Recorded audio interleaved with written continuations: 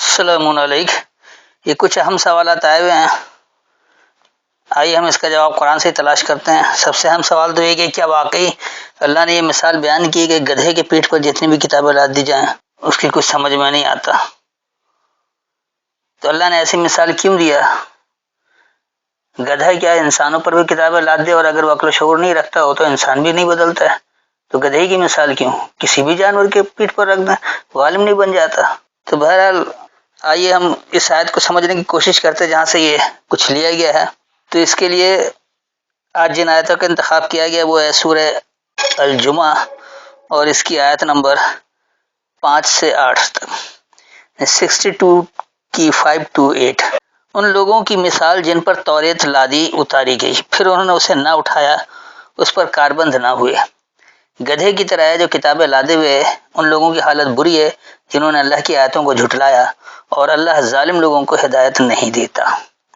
یہ ہے مروجہ روایتی ترجمہ، کیونکہ روایتی تراجم جو ہمارے یہاں موجود ہے وہ روایتوں کو سامنے رکھ کر قرآن کو سمجھایا گیا، اس لیے روایتی ترجمہ کہتا ہوں۔ اگرچہ یہ لوگ قرآن سامنے رکھ کر روایتوں کو سمجھتے ہیں تو وہ جھوٹی روایتیں بھی فوراً پکڑ میں آ جاتی اور حق بات بھی واضح ہو جاتی، لیکن افسوس کا مقام یہ ہے کہ روایتوں سے قرآن کو سمجھتے ہیں اور روایتوں کو قرآن کی آیتوں میں فٹ کرنے کی کوشش کرتے ہیں، اس لیے اس میں بے انتہا جھول ہے، اور جہاں آدمی عقل استعمال کرتا ہے تو وہ حیران و پریشان ہو جاتا ہے کہ اللہ کی بات کیسے ہو سکتی، کس طرح یہ ممکن ہے۔ اب اسی مثالی ترجمے کو لے لیجئے کہ ہاں یہ لوگ خود کہہ رہے ہیں کہ جنہوں نے توریت کا بوجھ نہیں اٹھایا تو ان کی مثال گدھے کی طرح جن کے اوپر کتابیں لادے ہوئے۔ اب کوئی شخص یہ بتائے کہ کیا گدھے کے علاوہ اور کوئی ایسا نہیں ہے جس پر کتابیں لاد دیں، تو وہ بھی تو کتاب کا عالم نہیں بن جاتا، تو صرف گدھے کی مثال کیوں دی گئی؟ جبکہ یاد رکھیے کہ امریکہ میں گدھے کو عقل مند جانور سمجھا جاتا ہے، اس لیے وہاں سیاسی پارٹی کے انتخابی نشان بھی ہوتے ہیں۔ جو امریکہ میں صدر آتا ہے یا تو گدھا یا ہاتھی، دو ہی انتخابی نشان ہیں، تو گدھے کی یہ بری مثال کم از کم امریکہ میں تو نہیں سمجھی جاتی ہے۔ تو آئیے دیکھیں حقیقت کیا ہے، اللہ کیا کہہ رہا ہے۔ ہمارے ملا جنہوں نے روایتوں سے یعنی غیر اللہ کے کلام سے قرآن کو سمجھا، انہوں نے کیا بنا دیا ہے۔ مثل الذین، مثال ان لوگوں کی، حملوا التورات، انہوں نے بوجھ اٹھایا خاص شرعی حکم کا۔ تورات کہتے ہیں شرعی احکامات کو جو اللہ کی کتاب میں موجود ہے۔ ثم لم يحملوها، پھر نہیں اسے اٹھایا، کمثل الحمار، اس خاص سرخی کی طرح، ہے میم رے حمر کہتے ہیں سرخ کو، تو اس سرخوں کی طرح، یحمل اسفارا، وہ جو بوجھ اٹھایا خوب سفر کا۔ اسفارا کتاب کیسے ہو گیا؟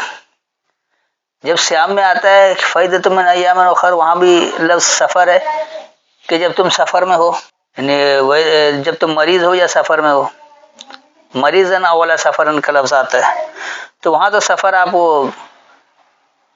علاقے کا سفر بنا دیتے ہیں، یہاں سفر کی جمع اسفار ہے، تو یہاں کتابیں کیوں آپ نے بنا دیا؟ پھر کیا سفر ایک کتاب کو کہا جاتا ہے؟ یقینی سی بات ہے یہ سفر اصل میں علمی سفر ہے، کتابی سفر ہے، اس لیے یہاں تو انہوں نے صحیح ترجمہ لکھ دیا ہے کتابیں، یہ کتابوں کا سفر ہے، مختلف کتابیں پڑھ رہے ہیں، لیکن اصل سفر جو ہے وہ اللہ کی ہدایت حاصل کرنے کے لیے تو اللہ کی کتاب کا سفر ہوتا ہے۔ تو یہاں سے سفر کے معنی بھی واضح ہیں، بشرطے کہ عقل استعمال کی جائے۔ جو عقل بند لوگ ہیں، ہمارے علماء نے یہ کہہ رکھا ہے، ہماری فقہ میں یہ ہے، دنیا یوں کر رہی ہے، جو لوگ عربی بولنے والے ہیں وہ یہ کہہ رہے ہیں، سعودی نے عربی میں اس کو کیا کہا جاتا ہے، تو یقینی سی بات ہے کہ ایسے لوگ اللہ کی ہدایت کو نہیں سمجھتے، نہ وہ ہدایت سمجھنے کے قابل ہیں، بلکہ وہ ہدایت کے بجائے روایتوں کو زیادہ پروان چڑھاتے ہیں اور اسی کے تحت بات مان رہے ہوتے ہیں۔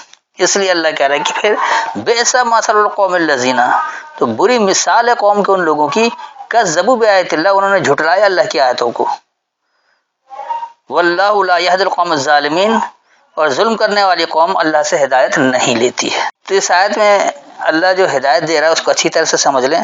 اللہ بتا رہا ہے ایسے لوگ جنہوں نے شرعی احکامات کا بوجھ اٹھا لیا ہے، جیسے آج مسلمانوں میں उलमा कहलाते हैं शरई बोझ उठाने वाले। हम बताएंगे अल्लाह का हुक्म क्या, हमसे समझो।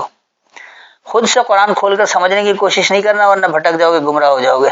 हम उलमा हैं, हम अंबिया के वारिस हैं, लिहाजा जो हम समझाएं जब ही समझना। तो इन्होंने शरई अहकामात का बोझ उठा लिया। लेकिन ये उन्हीं की मिसाल भी बताई जा रही है जो ये दावेदार है कि हमने शरई बोझ उठा लिया, और वो उसे उन्होंने उठाया ही नहीं, क्योंकि वो अल्लाह के अहकामात को सामने ला ही ले रहे कि अल्लाह क्या कह रहा है। तो ऐसे लोगों की मिसाल अल्लाह बता रहा है कि ये ऐसे सुर्ख लोग हैं, गुस्से से सुर्ख होने वाले। ये नहीं कि वो इलाकाई तौर पर जैसे ये बाज़ यूरोपीय लोग जो हैं वो सुर्ख होते हैं, तो उनकी मिसाल नहीं है, बल्कि ये वो लोग हैं जो गुस्से से सुर्ख हो रहे होते हैं, जो किसी अजाब की वजह से सुर्ख हो रहे होते हैं, जो अजियत के बाद सुर्ख हो रहे होते हैं। तो इनकी ऐसे सुर्ख होने की मिसाल है कि इन्होंने बोझ भी उठाया ऐसे कि अभी तक वो सफ़र में ही मौजूद हैं, बातों को समझने की कोशिश कर रहे हैं लेकिन समझ ही नहीं पा रहे हैं। तो कौम के उन लोगों की बुरी मिसाल है जिन्होंने अल्लाह की आयतों को झुठलाया। और ये जालिम लोग हैं जो अल्लाह से हिदायत नहीं लेते हैं, क्योंकि अल्लाह की हिदायत अल्लाह की किताब की सूरत में मौजूद है। जो चाहे वो हिदायत ले ले, अपने हर अमल की तस्दीक इससे कर ले। लेकिन ऐसे लोग जो जालिम लोग हैं, जो अल्लाह की आयतों का इनकार करते हैं, ये अल्लाह से हिदायत लेते ही नहीं, अल्लाह की किताब को खोलते ही नहीं। ये कहते हैं हम तो गैर अल्लाह के कलाम के बगैर समझेंगे नहीं। इन लोगों का दावा यह है कि अल्लाह ने नमाज पढ़ने का हुक्म दे दिया है, तफसील उसकी नहीं दी है। तफसील के लिए गैर अल्लाह की किताब उठाएं, वहां से बात मिलेगी। नहीं, कुरान नामुकम्मल किताब है। कुरान अहकामात में तफसील के साथ है ही नहीं। कुरान ने हुक्म दे दिया और तफसील गैर कुरान में मिलेगा आपको। तो ये कुरान पर इल्जाम तराशी है। अल्लाह कह रहा है हमने हुक्म और तफसील दोनों दिया है, और अल्लाह कह रहा है कि हमने ऐसी वजाहत कर दी इससे बाहर जाने की जरूरत ही नहीं है। लेकिन ये उलमा जिन्होंने शरीय अहकामात का बोझ उठा रखा है, ये कहते हैं अल्लाह ने हुक्म दिया, तफसील नहीं दिया, तफसील के लिए हम गैर अल्लाह के कलाम के मोहताज हैं। ये शिर्क करते हैं अल्लाह के कलाम में। तो ये लोग अल्लाह की आयतों से हिदायत नहीं लेते हैं, अल्लाह से हिदायत नहीं लेते, क्योंकि ये जुल्म करने वाले लोग हैं। आगे आइए, आप फरमा दें ऐ यहूदियों, अगर तुम्हें घमंड है कि तुम दूसरे लोगों के अलावा बिला शिरकत गैर अल्लाह के दोस्त हो, तो मौत की तमन्ना करो अगर तुम सच्चे हो। अब देखिए यहाँ पर इन्होंने यहूदियों को ही मुखातिब करवा दिया। क्या अल्लाह के यहूदियों से कोई दुश्मनी थी कि सिर्फ यहूदी का नाम लिया? यह कुरान इंसानों के लिए हिदायत की किताब है, हर इंसान के लिए। तो इसमें किसी एक मखसूस कौम को क्यों अल्लाह पुकार कर कहेगा? क्या हिंदू, सिख, ईसाई वगैरह और दीगर मज़ाहिब नहीं, सैकड़ों, उनका किसी का नाम नहीं, सिर्फ एक यहूदी का नाम लिया? तो क्या कुरान के मुकाबले में सिर्फ यहूदी लोग ही आते हैं? ऐसा नहीं है। देखिए यहाँ बात क्या हो रही है। कुल या अय्युहल्लज़ीना हादुआ, कहो ऐ वो लोगों जो अपने आप को हिदायत याफ्ता कहते हो। क्योंकि ये हर कौम में कुछ लोग दावेदार होते हैं कि हम हिदायत याफ्ता हैं, और वही लोग शरीय अहकामात का बोझ उठाते हैं कि हम बताएंगे कि हुक्म क्या है। अब चाहे वो ईश्वर का नाम लेकर गीता सुनाकर कुछ करें, या अल्लाह का नाम लेकर वो बाइबल से, तालमुद से अहकामात सुनाएं, या अल्लाह का नाम लेकर, वो कुरान का नाम लेकर अल्लाह के अहकामात को गैर अल्लाह के कलाम से समझाएं। ये सब एक ही कैटेगरी के लोग हैं। ये मजहबी तबका जो है, ये है ही अल्लाह के अहकामात में मिलावट करने वाले। तो इनको अल्लाह कह रहा है कि ऐ वो लोगों जो अपने आप को हिदायत याफ्ता कहते हो, इन जाम तुम, अगर तुम्हें ये जोम हो, तुम्हें ये घमंड है, अन्नकुम औलियाउ लिल्लाहि मिन दुनिन नास, ये कि तुम अल्लाह के लिए नजदीक तर हो अलावा लोगों से। नहीं, क्योंकि तुम अल्लाह के मानने के दावेदार हो, तुम अल्लाह की किताब के दावेदार हो, तुम समझते हो कि हम ही अल्लाह के अहकामात को समझ रहे हैं, लोग हमसे समझें। तो दरअसल तुम अपने आप को हिदायत याफ्ता कहते हो, और तुम्हें ये घमंड है, तुम्हें ये जोम है कि अल्लाह के नजदीक तो तुम ही हो और लोगों के अलावा से। तो फिर अल्लाह क्या करे कि फतमन्नाउल मौत, बस तुम तमन्ना करो खास मुर्दनी की, मौत की, अलमौत की। अलमौत ये खास मुर्दनी यानी वाकई जान से गुजर जाना, ये हकीकी मौत की बात हो रही है। तो तुम ये आरजू कर लो, तुम ये तमन्ना कर लो, तुम ये ख्वाहिश कर लो कि मर जाओ, इन कुन तुम सादिकीन, अगर तुम सच्चों में से हो। تو یاد رکھیے جتنے ایسے لوگ ہیں جو دعوے دار ہیں کہ ہم ہدایت یافتہ ہیں، وہ موت سے بہت گھبراتے ہیں، وہ کبھی نہیں چاہتے ہیں کہ وہ خود مریں۔ جہاد کا نام لے کر عام عوام کو، عام نوجوانوں کو بھڑکا کر انہیں تو مروا دیتے ہیں، کبھی خود نہیں جاتے ہیں، نہ اپنی اولادوں کو بھیجتے ہیں۔ ان کی اولادیں پڑھ رہی ہوتی ہیں، کہیں کوئی ترقی یافتہ کام کر رہی ہوتی، دنیا میں کہیں اور سیٹ ہو رہے ہوتے ہیں، لیکن جو بیچارے عام عوام ان کو مرواتے ہیں۔ تب دیکھیے آگے اللہ کیا جواب دے رہا ہے، اور اس کے سبب جو ان کے ہاتھوں نے آگے بھیجا ہے وہ کبھی بھی موت کی تمنا نہ کریں گے، اور اللہ ظالموں کو خوب جانتا ہے۔ تو یہ لوگ موت کی تمنا کیوں نہیں کرتے ہیں؟ اللہ آگے اس کی خود ہی وضاحت کر رہا ہے کہ ولا یتمنونه، اور نہیں یہ اس کی تمنا کریں گے ابداً کبھی بھی، بما قدمت ایدیہم، اس کا جو اقدامات ہیں ان کے سامنے، انہیں تو پتہ ہے نا کہ وہ کیا اقدامات کرے، اللہ کا نام لے کر کتنا جھوٹ بول رہے ہیں، کس طرح لوگوں کو بہکا رہے ہیں، کس طرح لوگوں کو اللہ کی کتاب سے دور کر رہے ہیں، انہیں پتہ ہے، ان کے سامنے، ان کے اقدامات ان کے سامنے، اس لیے وہ کبھی تمنا نہیں کرتے کہ ہم مر جائیں۔ واللہ علیم بالظالمین، اور اللہ جانتا ہے ظلم کرنے والوں کو۔ تو جو بھی اللہ کی آیتوں کا انکار کر رہا ہے وہی سب سے بڑا ظالم ہوتا ہے۔ تو اللہ ظلم کرنے والوں کو اچھی طرح سے جانتا ہے کہ یہ لوگ اللہ کا نام لے کر کس طرح لوگوں کو اللہ سے دور کر کے غیر اللہ کی غلامی اختیار کرنے پر مجبور کرتے ہیں۔ اب آگے آئیے، آپ فرما دیں بے شک جس موت سے تم بھاگتے ہو وہ تو یقیناً تمہیں ملنے والی ہے، آ پکڑے گی، پھر تم اس کے سامنے لوٹائے جاؤ گے، جو جاننے والا ہے پوشیدہ اور ظاہر کا، وہ تمہیں اس سے آگاہ کر دے گا جو تم کرتے تھے۔ اب اس آیت میں بھی بڑی اہم بات ہے، یہ مروجہ ترجمہ تو ایسا ہی ہے کہ اگر تم موت سے بھاگ رہے ہو تو یقیناً بچ تو نہیں سکتے، موت تو بہرحال تمہیں ملے گی، پکڑے گی، آپ پکڑے گی، اور تم اللہ کے پاس ہی لوٹائے جاؤ گے۔ اور اللہ اپنی خوبیاں یہ بتا رہے کہ وہ پوشیدہ اور ظاہر کا جاننے والا ہے، پھر وہ تمہیں آگاہ کرے گا جو تم کرتے تھے۔ یاد رکھیے کہ اللہ کسی کو آگاہ نہیں کر رہا کہ تم کیا کام کر رہے ہو، تم کون سا عمل کر رہے ہو۔ تو اس آیت کو ذرا اچھی طرح سے سمجھیں، یہاں اللہ بات کیا کر رہا ہے، اور وہ لوگ بھی سمجھ لیں جو قیامت کے انکاری ہیں، کس خوبصورت انداز میں اللہ نے بتا دیا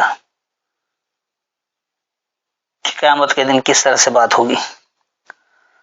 قل کہو ان الموت، بے شک جو خاص مردنی ہے، الذی تفرون منہ، وہ جو کہ تم فرار اختیار کر رہے ہو اس سے، فإنہ ملاقیکم، پس بے شک وہ تم سے ملاقات کرے گی، کیونکہ اللہ نے کہہ رکھا ہے کہ کل نفس ذائقۃ الموت، موت ہر ایک نفسیات کو چکھے گی۔ ثم تردون، پھر تم رد کیے جاؤ گے، تم لوٹائے جاؤ گے، الی عالم الغیب والشہادۃ، اس کی طرف جو پوشیدہ اور ظاہر کو جاننے والا ہے۔ فَيُنَبِّئُكُم، پس وہ تمہیں خبر دے گا، بما کنتم تعملون، اس کی جو تم عمل کرتے رہے۔ اس آیت میں دیکھیے اللہ کتنی وضاحت کے ساتھ بتا رہا ہے کہ کہو بے شک یہ جو موت ہے تم اس سے فرار اختیار کرنا چاہ رہے ہو، تم اس موت سے بھاگ رہے ہو، تو یاد رکھو بھاگ نہیں سکتے، بے شک وہ ضرور تم سے ملاقات کرے گی، تو موت تمہیں چھوڑے گی نہیں، چاہے تم کتنا ہی چھپنے کی کوشش کرو، کہیں بھی بھاگنے کی کوشش کرو، اور پھر بالآخر تم لوٹائے جاؤ گے اس ہستی کی طرف جو پوشیدہ اور موجودہ سب کا جاننے والا ہے، چاہے کتنا ہی چھپا کر رکھے، کتنا ہی غائب میں رکھو، صرف اپنے دل تک ہی اسے چھپا کر رکھو، تو اللہ وہ بھی جانتا ہے، اور جو مشاہدہ ہو جائے، جو سامنے آ جائے، جس کو لوگوں نے بھی دیکھ لیا، وہ بھی اس کے علم میں، وہ بھی اس سے بچا ہوا نہیں۔ پھر اس کے بعد وہ یہ بتا رہا ہے کہ وہ تمہیں خبر دے گا اس کی جو تم عمل کرتے تھے۔ تو جتنا عمل تم نے کیا ہے دنیا میں، اس کی خبر دینے والا کون ہے؟ وہ اللہ ہے، اور وہ کب دے گا؟ یوم حشر میں ہی دے گا، قیامت کے دن ہی دے گا، اس سے پہلے کوئی خبر نہیں دیتا۔ دنیا میں جتنے شخص مرے آج تک، کوئی ایک بتا دے کہ مرنے سے پہلے اللہ نے اس کو خبر دے دی کہ تمہارا یہ عمل صحیح تھا اور یہ عمل غلط تھا؟ اگر یہ بات ہو جائے تو پھر یوم القیامت کی ضرورت ہی نہیں رہتی۔ یوم القیامت تو ہے ہی یہی کہ آپ نے دنیا میں جو عمل کر رکھا ہے اس کا نتیجہ آپ کو دیا جائے اس میں، چاہے اچھا ہو یا برا۔ اس کے لیے اللہ نے کہہ رکھا ہے کہ فَمَن يَعْمَلْ مِثْقَالَ ذَرَّةٍ خَيْرًا يَرَهُ وَمَن يَعْمَلْ مِثْقَالَ ذَرَّةٍ شَرًّا يَرَهُ۔ تم ذرہ برابر خیر کرو گے وہ بھی تمہارے سامنے آئے گا، اس کا بھی تمہیں نتیجہ دیا جائے گا، اور جو تم ذرہ برابر شر کر رہے ہو اور نقصان پہنچا رہے ہو اس کا بھی نتیجہ تمہیں دیا جائے گا۔ تم اسے دیکھ لو گے، تمہارے سامنے ہوگا کہ یہ تمہارا عمل تھا، تم اس کا انکار نہیں کر سکتے۔ تو یہ تھی ان آیتوں کی لفظی تشریح، میں نے ایک لفظ کر کے سمجھا دیا، گو کے جملے میں بھی بتایا، لیکن شاید ذرا رواں بات نہیں ہو سکی، تو میں ایک بار اس کا پورا خلاصہ پیش کر دیتا ہوں کہ ایسے لوگ جنہوں نے شرعی احکامات کو اٹھانے کا دعویٰ کر رکھا ہے کہ ہم نے شرعی احکامات کا بوجھ اٹھا لیا، تو سیدھی سی بات ہے کہ یہ ہر مذہب میں ایسے لوگ ہوتے ہیں، جیسے ہندوؤں میں پادری ہیں وہ پنڈت ہیں، عیسائیوں میں پادری ہیں، یہودیوں میں ربی ہیں، اسی طرح ہر مذہب کا ایک ٹھیکیدار بنا ہوا ہے، تو ایسے ہی مسلمانوں میں علماء ہیں جو مذہبی ٹھیکیدار بنے ہوئے ہیں، جنہوں نے کہہ رکھا ہے کہ اللہ کے احکامات کا بوجھ ہم نے اٹھا رکھا ہے، ہم سے پوچھو ہم بتائیں گے، ہم جسے غلط کہیں اسے غلط سمجھ لو، ہم جسے صحیح کہیں اسے صحیح سمجھ لو، اللہ کی کتاب سے ہدایت لینے کی کوشش نہیں کرنا ورنہ گمراہ ہو جاؤ گے۔ دراصل بات یہ ہے کہ اللہ کی ہدایت، اللہ کی کتاب سے لوگ جب تصدیق کرنے لگیں گے تو ان کی دکانداری بند ہو جائے گی، ان کی غلط باتیں سمجھ میں آ جائیں گی، اس لیے وہ لوگ روکتے ہیں کہ خبردار خود سے نہیں سمجھنا۔ تو یہ جن لوگوں نے بوجھ اٹھا رکھا ہے شرعی احکامات کا، تو دراصل انہوں نے اس یہ بوجھ اٹھایا ہی نہیں ہے۔ ان کی مثال اس شدت پسند سرخوں کی جیسا ہے جو غصے سے جیسے سرخ ہو جائے، کسی مار پیٹ کی وجہ سے سرخ ہو جائے، خون کا دباؤ بہت زیادہ سر کی طرف بڑھ جائے اس کی وجہ سے وہ سرخ ہو جائے، کسی تکلیف کے بعد سرخ ہو جائے۔ تو یہ ایسے خاص سرخ لوگ ہیں کہ انہوں نے بوجھ اٹھا لیا ہے کتابوں کے سفر کا بھی۔ یہ اسفارہ کا مطلب دراصل کتاب نہیں، کیونکہ سفر یہ علمی سفر ہے، اللہ اپنے احکامات کو بتا رہا تھا، وہ علمی سفر میں سمجھ میں آتا ہے، اس لیے اسفارہ کو انہوں نے کتابیں کر دی ہیں۔ لیکن افسوس کی بات یہ ہے کہ یہی لفظ سفر جب سیام کے ساتھ آتا ہے تو وہاں یہ ایک جگہ سے دوسری جگہ جانے کو ڈال دیتے ہیں، جبکہ وہ بھی علمی سفر ہے، کتابوں کا سفر ہے، کہ آپ خالص اللہ کی کتاب سے ہدایت لے رہے ہیں یا آپ غیر اللہ کی کتاب کی ملاوٹ کر رہے ہیں۔ تو جو لوگ یہ دعوے دار ہیں کہ ہم نے شرعی احکامات کا بوجھ اٹھایا ہوا ہے اور پھر اس سے انہوں نے اٹھایا بھی نہیں ہے، تو دراصل ایسے سرخوں کی طرح ان کی مثال ہے، یہ ایسے سرخوں جیسے ہیں کہ جنہوں نے بوجھ اٹھایا ہے کتابوں کا، علمی سفر کا، کہ دیکھو ہم گھاٹ گھاٹ کا پانی پی رہے ہیں، ہم نے ہر جگہ سے سمجھ لیا، ہم نے سب کچھ کر لیا، ہم سے سیکھو۔ تو اللہ کہہ رہا ہے کہ ایسے لوگوں کی مثال بہت بری ہے، وہ اللہ کی آیتوں کو جھٹلا رہے ہیں۔ اللہ کی بات ہے تو اللہ کی آیتیں اس کی تصدیق کریں گی، اور قرآن سے تصدیق کر لو، اللہ آپ سے کہاں بات کر رہا ہے، اللہ کی باتیں کہاں موجود ہے؟ اللہ کی کتاب میں۔ اللہ کی کتاب قرآن کی صورت میں تمہارے ہاتھوں میں موجود ہے، اور ہر عمل کی تصدیق کر لو قرآن سے۔ اگر واقعی آپ اللہ کی طرف فرما بردار ہونا چاہتے ہیں تو اللہ کے احکامات کی جانکاری کے لیے، اس کی آگاہی کے لیے آپ کو اللہ کی کتاب اٹھانا ہوگا، اس کی آیتوں میں اس کی تلاش کرنا پڑے گا۔ لیکن اللہ کی آیتوں کا ہی اگر آپ انکار کر دیں، آپ اللہ کی آیتوں کو جھٹلا دیں، تو بہت برے لوگ ہیں آپ، سب سے زیادہ بری مثال ہے ایسے لوگوں کی۔ اور ان کو یہ اللہ کہہ رہا ہے کہ یہ جو ظلم کرنے والی قوم ہے یہ اللہ سے ہدایت نہیں لیتی۔ تو یہ صرف چند افراد کی بات نہیں، پوری قوم ہے۔